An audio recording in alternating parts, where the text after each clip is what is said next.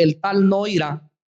Entonces llevó el pueblo a las aguas, y Jehová dijo a Gedeón: cualquiera que lamiere las aguas con su lengua como lame el perro, a aquel pondrás aparte.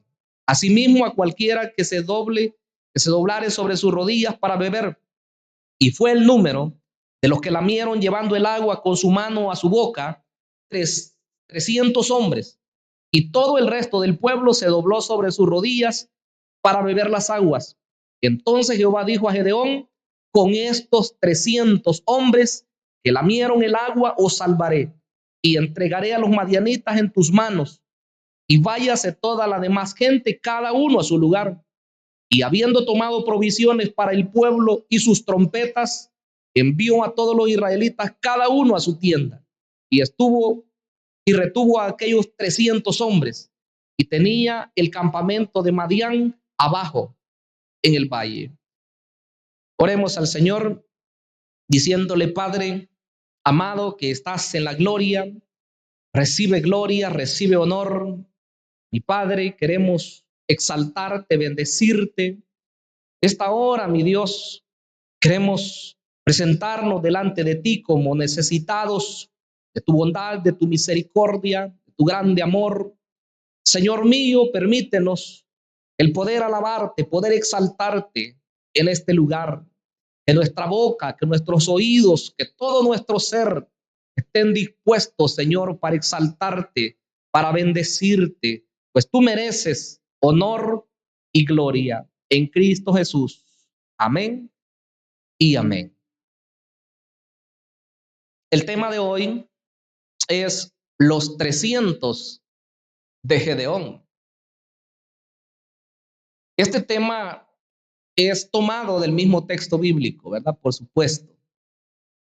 Como se ha dicho anteriormente, Gedeón fue un hombre llamado por Dios. Tuvo un llamamiento muy particular que nos recuerda a otros hombres del ayer, como Moisés y otros, que en su momento ellos también pusieron ciertos obstáculos, ciertas trabas, ciertas dudas, incluso para poder atender al llamado de Dios. Gedeón, pues, tenía, humanamente hablando, algunas situaciones que le impedían el poder ser una persona sobresaliente en el pueblo. Pero lo cierto es que a las personas que Dios usa no son las mejores preparadas intelectualmente, sino más bien a las personas que Dios usa son aquellas que se disponen a servirle a Él. Claro, en el camino Dios pues prepara a sus siervos, eso es una realidad también, ¿verdad? No podemos escudarnos en eso y decir que hay que ser desordenados, no. La verdad es, mis estimables, que en Gedeón podemos ver una persona o un ejemplo de alguien que sin tener las cualidades necesarias, sin ser alguien de renombre, antes llegó a ser una persona importante en la obra de Dios.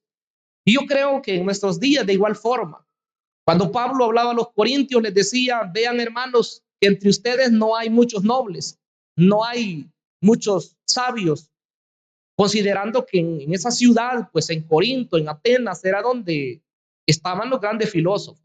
Desde tiempos antiguos había sido cuna de gente muy entendida. Y en la iglesia actual yo creo que, aunque ha avanzado mucho, pero la gente quizás de títulos es la gente que muchas veces no quiere servir al Señor. Por supuesto que a estas alturas pues hay muchos profesionales en la iglesia y eso es de dar gloria a Dios. Pero hermanos, Gedeón fue un hombre que marcó, podemos decir, un antes y un después en los tiempos de los jueces, porque estaban oprimidos por los madianitas, decíamos 7 años, ya en 2 mensajes atrás. Pero luego vamos a ver al final de esta historia que los liberta Gedeón y descansan por 40 años en el tiempo que vivió Gedeón. Pero este tiempo estuvo marcado por presencia de Dios, por manifestaciones del poder de Dios. Y claro, Gedeón estuvo también receptivo a la dirección de Dios, aunque al principio se negó. Quiero que veamos en primer lugar que la salvación es de Jehová. ¿Cuántos podemos decir amén a eso? La salvación es de Dios. Ninguno de los seres humanos puede dar salvación completa a nadie.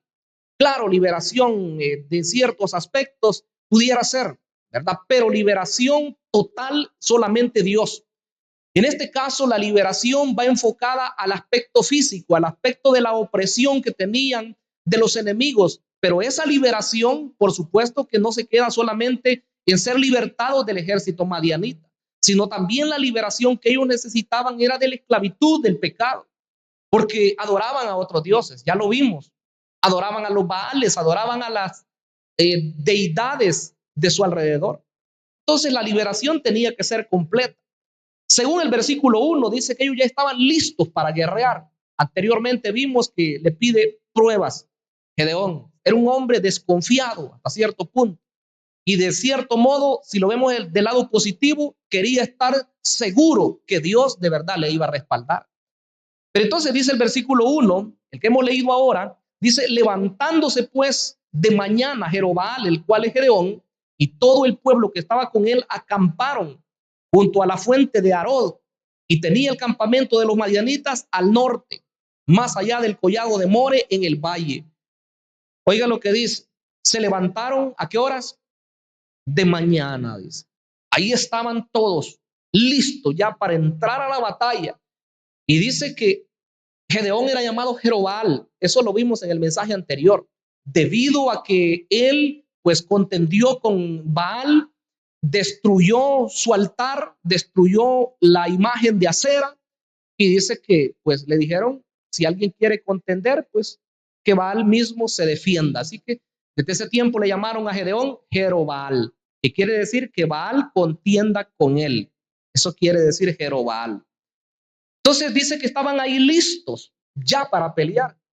Pero resulta que hoy que Gedeón ya tomó la iniciativa, hoy que Gedeón tiene reunido ya todo el ejército, recuerde que él tocó trompetas y dice que todos los abieseritas y las tribus cercanas se unieron porque el Espíritu de Dios estaba ya con Gedeón. Hoy que están listos, hoy viene Dios y le pone las primeras pruebas.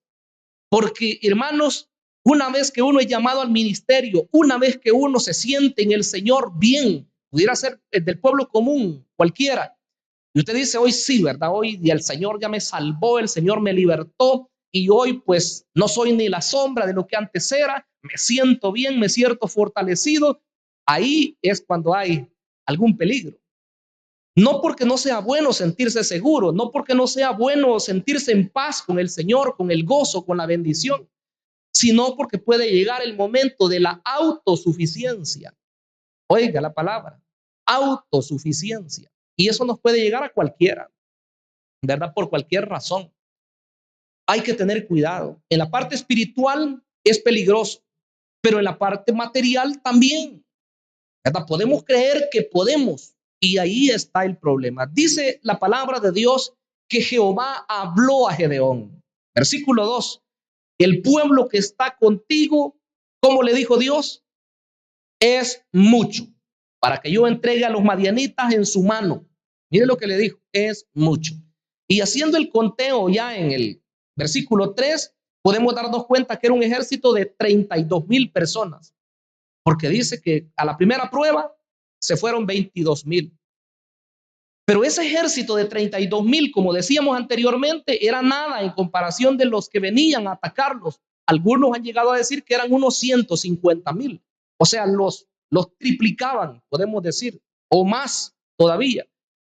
Pero la verdad es que Dios dice, no, tienes mucho, es mucho pueblo. Quizás no podría decir a nosotros hoy, ¿verdad? Estás muy confiado, estás muy confiada, estás muy segura o muy seguro en lo que tienes y te puedes creer que puedes hacer las cosas. Le dice, no vaya a ser que se alaben, como quien dice, no vaya a ser que se enaltezcan, no sea que se alabe Israel contra mí diciendo, mi mano me ha salvado. Porque así somos los creyentes, ¿verdad? Si hay un mover del Espíritu de Dios, si hay bendición, si hay un ministerio próspero, pudiéramos llegar a creer que somos nosotros el centro de atención. Y eso, pues, por supuesto que no es así desde ningún punto de vista. Debemos saber que el único que hace las cosas perfectas, el único que merece la gloria y la honra es Jehová de los ejércitos, porque Él es el Salvador, Él es el que nos ha cambiado, Él es el que nos ha transformado. Y si hoy nos usa para su honra y para su gloria, es porque Él solamente tiene misericordia. ¿Cuántos reconocemos a ese Dios, hermanos? Es digno de reconocerlo y darle la alabanza. Nosotros somos sus siervos. En cualquier ministerio que usted sirva, en cualquier lugar que usted se siente, aquí en este lugar, en esta iglesia, usted es un siervo y una sierva del Señor. Entonces, vemos cómo Dios estaba preocupado por ellos, que no vaya a ser que se confiaran, no vaya a ser que creyeran que ellos mismos habían vencido a los madianitas, para que no quedara ninguna duda de la victoria que era de parte del Señor. Vienen algunas pruebas que Dios les va a poner en camino. Mire lo que dice entonces Zacarías capítulo 4 versículo 6. Esta es una referencia a lo que Dios hace. Zacarías capítulo 4 versículo 6. Esta es una expresión pero preciosísima. Entonces respondió y me habló diciendo: esta es palabra de Jehová a Zorobabel, que dice: no con ejército ni con fuerza, sino con mi espíritu, ha dicho Jehová de los ejércitos. Ese era un tiempo pues diferente, ¿verdad? Ellos habían regresado de la cautividad babilónica y creían ellos que no iban a poder emprender la labor de construir de nuevo un templo grande como el de Salomón. Pero Dios les hace saber a través del profeta Ageo, a través del profeta Zacarías, que no era la fuerza de ellos, que no era lo que ellos pudieran llegar a ser. Más bien, dice, no es con ejército, no es con fuerza, es con mi Santo Espíritu, dice Dios. Y esa verdad, hermanos, se repitió en los tiempos de Gedeón, si retrocedemos, porque este era tiempo antes. Pero esa verdad es también para hoy, para nuestros días. No es con la inteligencia del ser humano, de un pastor, de un líder o de alguien que pueda creer que puede hacer las cosas, sino más bien toda la obra depende de lo que Dios pueda hacer a través de su Santo Espíritu. De eso depende. Si nosotros nos divorciamos del Espíritu Santo, si dejamos de lado su labor, vamos a dar lástima. Pero la función del Espíritu Santo es importante, porque si está el Espíritu Santo de Dios, vamos a ver la prosperidad en su obra, vamos a ver conversiones, vamos a ver gente que se reconcilia, vamos a ver sanidades, vamos a ver milagros, porque si el Espíritu de Dios, hermanos, está en este lugar, dice la palabra que hay libertad. ¿Cuántos tienen libertad de Dios? Porque yo sé que la libertad del Espíritu Santo es la que transforma y cambia el entorno. Pudiera ser una persona que viene, pero dura de corazón. Puede ser que le han hecho llamados al escoger y se ha rehusado. Y pudiera ser que acá predicara la persona más humilde posible, menos preparada posible. Y si el Espíritu Santo de Dios está en la persona, le garantizo al 100% que esa persona cae rendida a los pies de Cristo. Porque la conversión no es, hermanos, cuando hace el llamado el apóstol, o cuando hace el llamado el doctor, o el maestro, o el profeta. La conversión de las personas es cuando el Espíritu de Dios toca el corazón de la persona. Ahí es. Entonces, el Espíritu Santo es importante. Pero vea las pruebas. Dos pruebas le hace. La primera de ellas está en el versículo 3. Dice el versículo 3: ahora pues, haz pregonar en oídos del pueblo, diciendo: quien tema y se estremezca, madrugue y vuélvase desde el monte de Galaad. Mire lo que les dijo: quien tema y se estremezca. Quiere decir que la obra del Señor no es para cobardes. ¿Estamos de acuerdo? La obra de Dios no es para gente miedosa.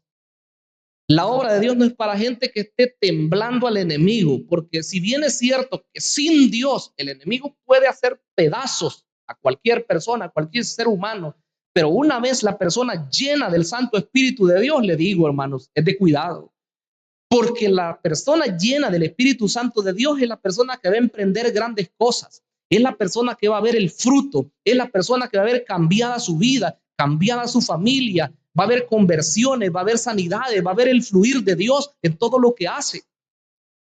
Pero hermanos, quien sea temeroso, les dijo, una persona que tenga temor, una persona que se estremezca, mejor que madrugue y que se devuelva.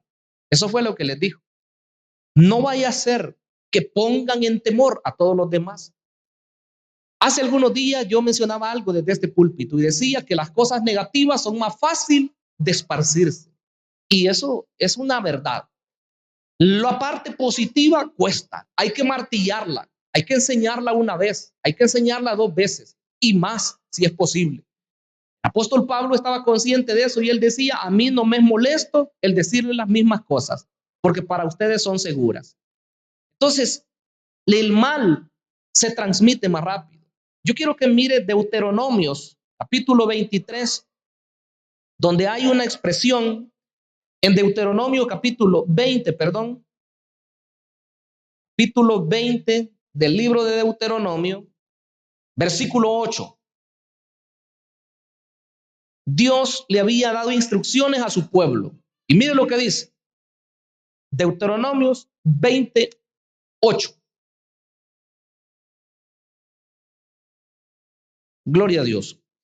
Y volverán los oficiales a hablar al pueblo y dirán, ¿quién es hombre medroso? O sea, miedoso, ¿verdad? ¿Quién es hombre medroso y pusilánime? O sea, una persona inconstante, ¿verdad? Que quiere y no quiere. Hoy dice sí, mañana dice no, me equivoqué, no sabía, no me di cuenta. Y volverán los oficiales a hablar al pueblo y dirán, ¿quién es hombre medroso y pusilánime?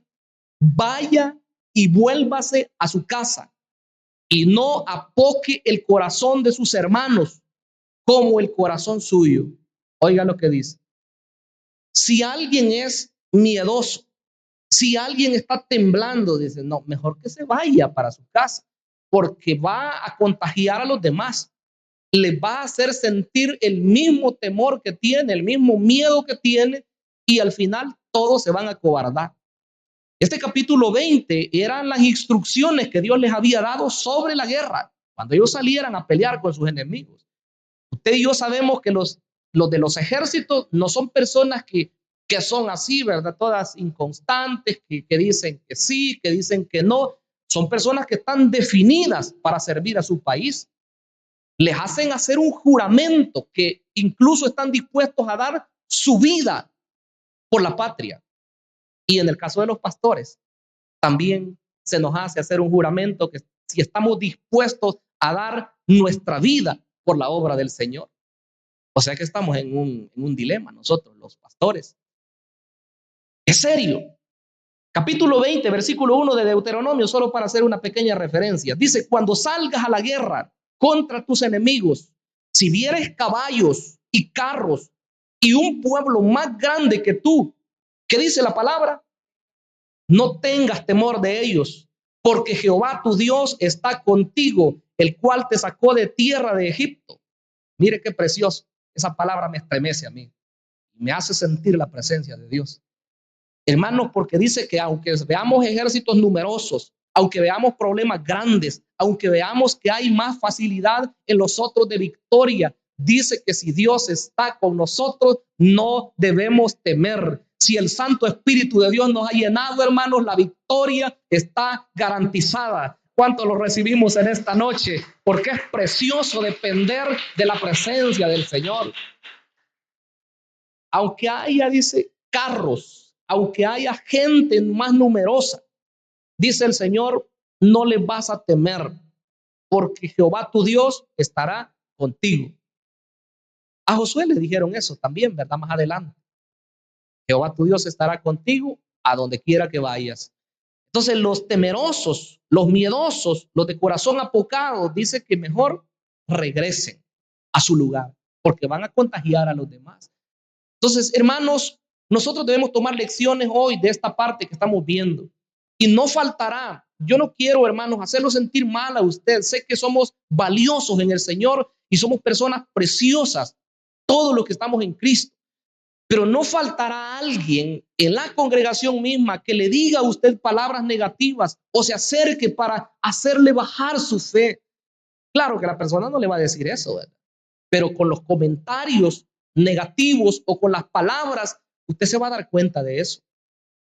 A las personas que vienen con comentarios negativos, a esas personas es la que usted no debe de prestar su oído. Sí, preste su oído para aquellas personas que le animan y que cuando usted habla con ellas, usted siente que su nivel de fe crece. Cuando usted habla con esa persona, se siente algo muy bonito y usted se siente después de esa plática animado o animada para seguir caminando en la obra del Señor. Con esas personas da gusto platicar.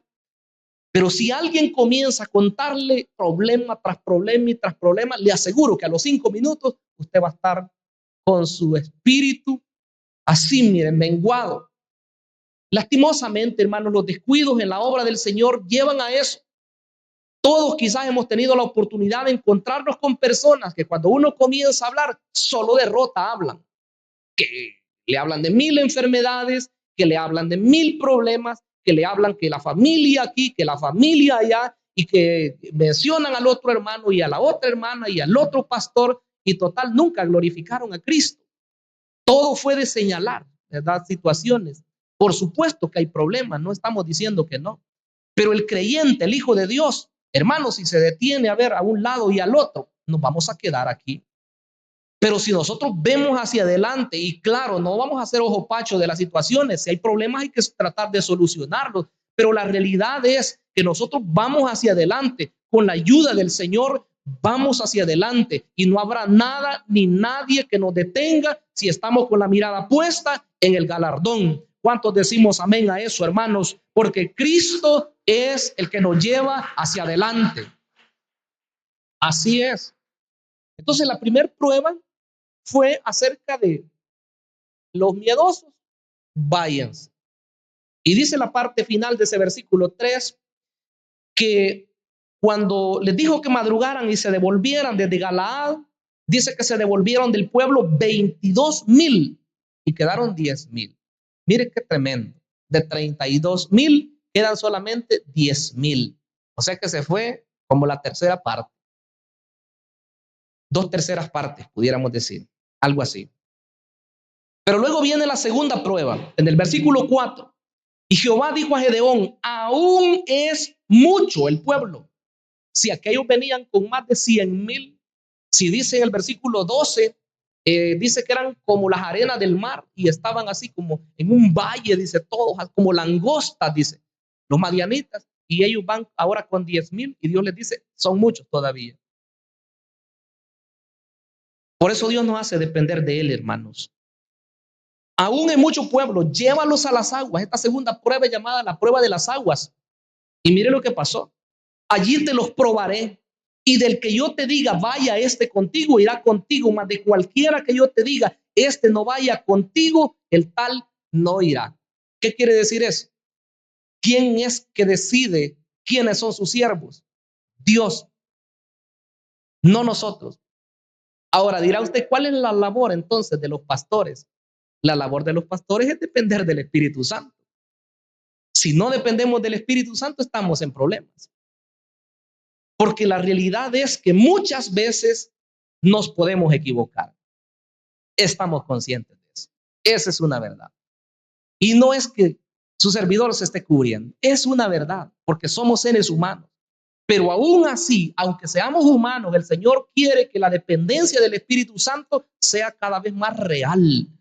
Porque a medida que dependamos de eso, hermanos, los errores van a ser menos. Y cuando haya delegación de autoridad, cuando haya personas asignadas a ministerios o a un trabajo en específico, esas personas van a ser de bendición. Así es, hermano. Entre ustedes hay personas que yo sé que pueden dar más. Hay personas que pueden todavía escalar más y poder servir al Señor de una mejor manera. Lo que pasa es que quizás hay momentos en los cuales nos quedamos un poco, nos menguamos incluso en lo que Dios nos encomendó. En el caso de Gedeón dice que lleva las aguas, y esto lo voy a narrar por causa del tiempo solamente. En los versículos 5 al 6 dice que les hace la prueba. Y le dice, los que laman las aguas, así como lame el perro, claro, ellos solamente se iban a agachar, ¿verdad? Y tomar agua, pero con la mano, dice ahí, y viendo, ¿verdad? Hacia los lugares, sin descuidarse, porque eran soldados, así, ¿verdad? Y tomando agua de la fuente y viendo. Pero los demás, dice que esos demás, dice que se agacharon y doblaron sus rodillas, ¿verdad? Y a saber cómo se pusieron ahí a tomar agua. No sé, quizás hasta se han de haber lavado el pelo, se han de haber lavado las manos, y quizás se quedaron un su rato ahí, ¿verdad? Y algunos quizás se pusieron hasta a nadar. La Biblia no lo dice, pero la Biblia ahorra palabras. De seguro se descuidaron y pusieron sus armas por ahí, ¿verdad? Su equipo y todo eso. A esos que doblaron sus rodillas e hicieron como las demás personas, a esos también los vas a poner aparte, le dijo Dios.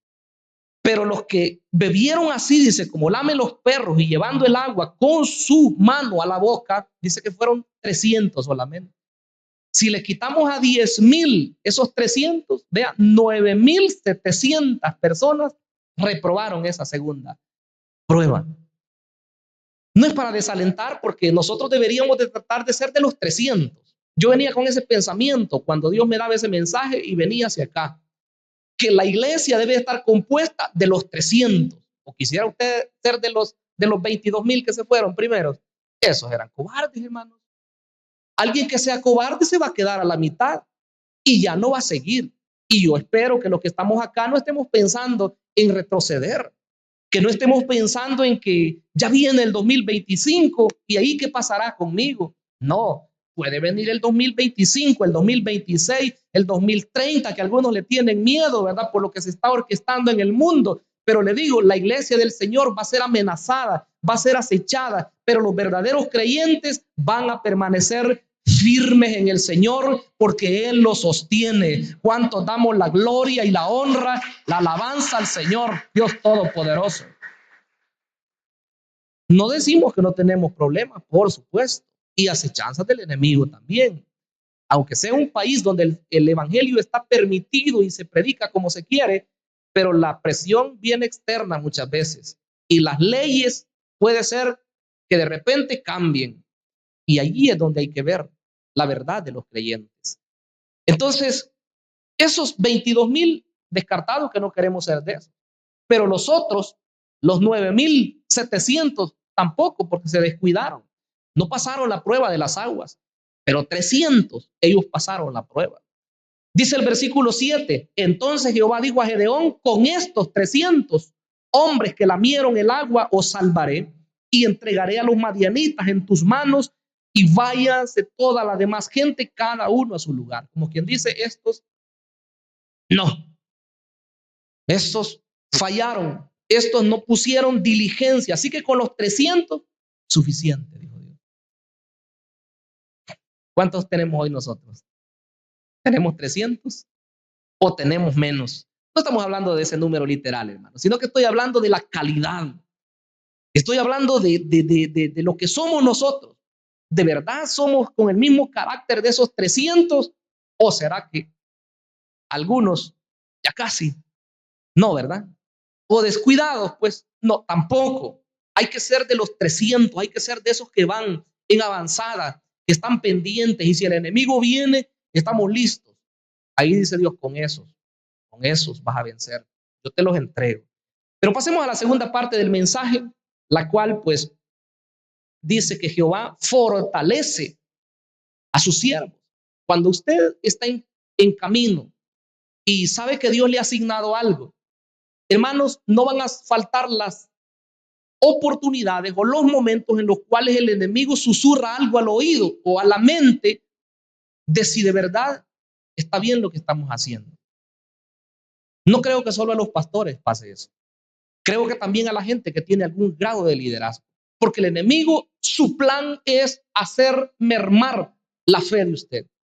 El enemigo lo que quiere es hacerlo dudar.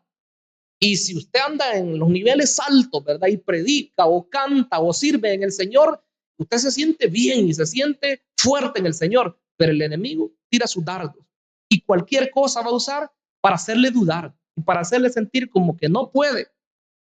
Pero mire la palabra del Señor. Versículo 9 dice, y aconteció que aquella noche Jehová le dijo, levántate y desciende al campamento, porque yo lo he entregado en tus manos. ¿Cómo le dice Dios? Levántate. Esa palabra como que se repite constantemente a los siervos de él, ¿verdad? Y le dice, levántate. Porque hay momentitos en los cuales quizás nos hemos quedado, ¿verdad? Sentados o peor todavía, postrados, hablando espiritualmente. Y entonces Dios dice, levántate, porque yo los he entregado en tu mano, como quien dice, lo que tú creías que no lo podías lograr, yo te lo he concedido. Esa es la realidad. Entonces, ¿quién lo está diciendo? No cualquier hombre, ni siquiera el pastor. Yo lo estoy repitiendo nada más. Dice, levántate porque yo los he entregado en tu mano. ¿Qué es lo que Dios le ha prometido a usted? Usted lo sabe. Entonces dice, yo lo he entregado en tu mano. Levántate. Ahí está Gedeón y sus 300. Ellos son los que van ahora ya seguros de que la victoria Dios se las ha dado. Pero si no hay todavía con esa palabra, que yo creo que tendría que ser suficiente. Isaías, 41:10, 41:13, dice, yo estoy contigo. Yo te tengo de mi mano derecha, dice el Señor, de mi mano derecha, ahí te tengo. Yo creo que esas expresiones deberían de darnos suficiente confianza, pero como a veces el ser humano quiere más todavía, queremos tener mayor seguridad. Entonces Gedeón todavía tenía ciertas dudas. Y del versículo 10 en adelante hasta el 14, Dios le manifiesta que está con él. ¿Y cómo lo hace? A través de un sueño. Le hace, no a él, sino que le dice que se acerque al campamento de los madianitas y aquellos están preocupados. Uno dice que le cuenta un sueño al otro y dice que soñaba que venía un pan de cebada rodando y rodando y rodando, un gran pan de cebada. Y dice que pegaba contra el campamento de los madianitas y lo tumbaba. Y el otro le interpreta el sueño. El otro le dice, esto no es otra cosa que la espada de Gedeón que viene contra los madianitas y Jehová los ha entregado en la mano de él. Y Gedeón con su criado Fura dice que estaban oyendo eso y se fueron de regreso. Cuando llegaron al campamento, mire las palabras que les dice. Venían pero animados. Dice el versículo número 15. Cuando Gedeón oyó el relato del sueño y su interpretación, ¿qué hizo él, hermanos? Adoró. Y vuelto al campamento de Israel, dijo, levantaos. Ahí está la palabra otra vez. Levantaos, porque Jehová ha entregado el campamento de Madián en vuestras manos. ¿Había crecido en fe o no, Gedeón? Había crecido, ¿verdad? Porque hoy si Dios le ha manifestado una y otra vez, estaba con él. Y le dice a su gente hoy, levantaos y vamos, porque Jehová ha entregado en nuestras manos a los madianitas. Hoy estaba seguro él, pero me gusta que dice que adora a Dios.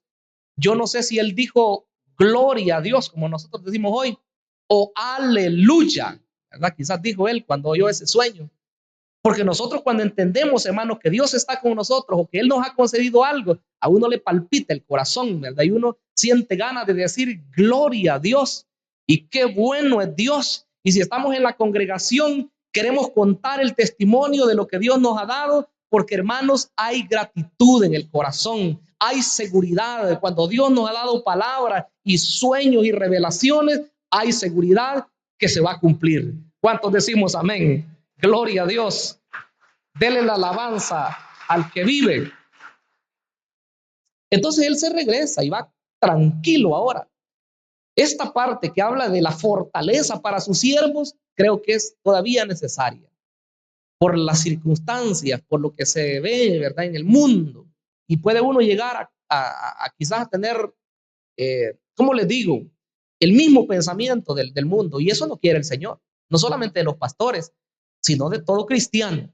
Quiere que el pensamiento trascienda de este mundo. Veamos la tercera y última parte. Jehová da la victoria a su pueblo. En el versículo número 15 decíamos, él regresa y anima a su pueblo. Pero en el 16, él les da las instrucciones. Miren lo que hace. Reparte a los 300. Y repartiendo los 300 hombres en 3 escuadrones, dio a todos ellos trompetas en sus manos y cántaros vacíos con teas ardiendo dentro de sus cántaros. Miren lo que él hizo. ¿Qué esperaba usted que les diera? Yo esperaba que les diera lanzas, ¿verdad? Yo esperaba que les diera espadas, escudos, caballos, camellos o carruajes. Eso era lo mejor en ese tiempo, pero no les dio eso, porque ya no estaba dependiendo de lo que puede hacer el ser humano, sino que él sabía, como leíamos en Zacarías, no es con la fuerza, no es que en ejércitos, es con el poder del Espíritu Santo de Dios. La estrategia aquí era rara. Una trompeta les dio. Claro, la trompeta anunciaba guerra, pero luego dicen unos cántaros, y adentro del cántaro iba una tea, o sea, una antorcha, iba encendida. El cántaro servía para tapar esa antorcha, o sea que no se veía. Ellos iban en lo oscuro, iban tranquilos, iban a tomar su posesión, sí, su posición. Hasta llegar a ese lugar, ellos iban a hacer algo. Miren lo que dice el 17, y les dijo, miradme a mí. Ese es un líder, hermanos. Miradme a mí y haced como hago yo. Y he aquí que cuando yo llegue al extremo del campamento, haréis vosotros como hago yo. La gente va a hacer como hagan sus líderes. Si decimos y no hacemos, estamos en problemas. Compromiso para los predicadores, predicadoras, líderes de ministerios. Como usted haga, así van a hacer las otras personas. Todo lo que usted hace. Si se congrega, se van a congregar las otras gente. Si no se congrega, van a decir, mi líder no va. Hermanos, si es amoroso, si es una persona así, alegre y que respeta a los demás, también los demás van a admirar y van a decir, así quiero ser yo. Pero si somos bravos, si somos gente que ofendemos a otros, van a decir, no, si el pastor así dice que hay que ser, ¿verdad? O mi líder, miren cómo es, él así le responde a las personas. Cuidado, cuidado. Lo digo esto con todo respeto, hermanos, porque sé que el Señor está aquí. Con todo respeto para todos. Pero él dijo, van a ser así como yo haga. Yo tocaré la trompeta, dice el 18, y todos los que estarán conmigo, y vosotros tocaréis entonces las trompetas alrededor de todo el campamento y diréis por Jehová y por Gedeón. Ese era el grito de guerra. Él llevaba 100, dice el siguiente versículo, y se fue a un extremo. Pero luego el otro campamento con otros 100 a otro lugar, y el tercer campamento con otros 100 a otro lugar, de modo que tenían rodeado el campamento de aquellos que estaban tendidos, dice el versículo 12, como las arenas del mar y como las langostas sobre la tierra. Llegaron ellos ahí, y cuando él diera la señal, todos iban a quebrar los cántaros. Me imagino que han de haber sido de arcilla, no como hoy que hay de plástico, les hubiera costado más. Pero eran de arcilla normalmente, de barro, como le decimos nosotros. Entonces, ahí iban las antorchas y en la mano derecha la trompeta. Lo primero que iban a hacer era sonar la trompeta fuerte. Imagínense 300 personas sonando trompetas. Esa era la estrategia de Dios. Sonar la trompeta fuerte y después todos iban a quebrar el cántaro. Una tremenda bulla que iba a ser. Quebrar el cántaro y de repente levantan las antorchas y todo iluminado. Aquellos hombres que estaban dormidos en ese momento, porque dice que llegaron al cambio de guardia a la medianoche. Dice el versículo número 19. Llegaron pues Gedeón y los 100 hombres que llevaba consigo al extremo del campamento al principio de la guardia de la medianoche, cuando acababa de renovar los centinelas, y tocaron las trompetas y quebraron los cántaros que llevaban en sus manos. Ahí comenzó todo el desorden. Ahí comenzó la estrategia de guerra. Y aunque estaba de noche y aunque los guardias acababan de ser cambiados, no importó. El miedo les invadió. Y dicen los versículos siguientes que comienzan a matarse unos con otros, con sus mismas espadas, porque el ejército de Israel ni dice siquiera que llevaban espada. No dice. Pero ellos, con sus mismas espadas, con el gran miedo que creían que eran miles que los tenían rodeados, comenzaron a correr para un lado y para otro. Y dice que se mataban el uno al otro. Y cuando llegaron los de Israel, ¿qué? Solamente algunos vieron que comenzaron a huir y los comenzaron a perseguir, porque Dios les había dado hermanos, la victoria. Puede hacer que fuerzas no haya en usted. Puede hacer que usted diga, no, es que no, este problema me ha superado. Este problema es difícil. Pero Dios dice, ¿habrá algo imposible para mí? Y la respuesta, la misma palabra la da. Dice Lucas 1:37, porque nada hay imposible para Dios. Yo quiero que repitamos esa palabra hoy, porque nada hay imposible para Dios. De nuevo, porque nada hay imposible para Dios. ¿Cuántos lo creemos? Gloria a Dios. Gloria a Dios. Nada hay imposible para Dios. Esa victoria fue total. Y cuando vieron que todos iban huyendo, los persiguieron y Gedeón dio la orden. Y les dice a las demás tribus en los últimos versículos del capítulo, del 22 en adelante, dice que los 300 estaban ahí, estaban en sus puestos, estaban firmes, nadie se movía. Y todos los demás comenzaron a hacer lo que iban a hacer. Los que huían, los persiguieron. Y dice que llamó luego a otras tribus. El 23 dice que llaman a Neftalí, llaman a Aser, llaman a Manasés. Y en el 24 dice que convoca a los de Efraín. Y les dice, cuando vayan huyendo para el río Jordán y todos los vados que hay ahí, o sea, riachuelos, les dice, tápenles el camino. No permitan que se vayan hacia el oriente, porque ellos eran del oriente, al otro lado del Jordán. Les taparon el camino y dice que ahí los esperaron. Y ahí capturaron a 2 príncipes. El nombre de esos príncipes sí quiero dárselos. Dice el versículo número 25, y tomaron a 2 príncipes, o sea, los de Efraín, de los madianitas. Uno se llamaba Oreb y el otro se llamaba Zeeb.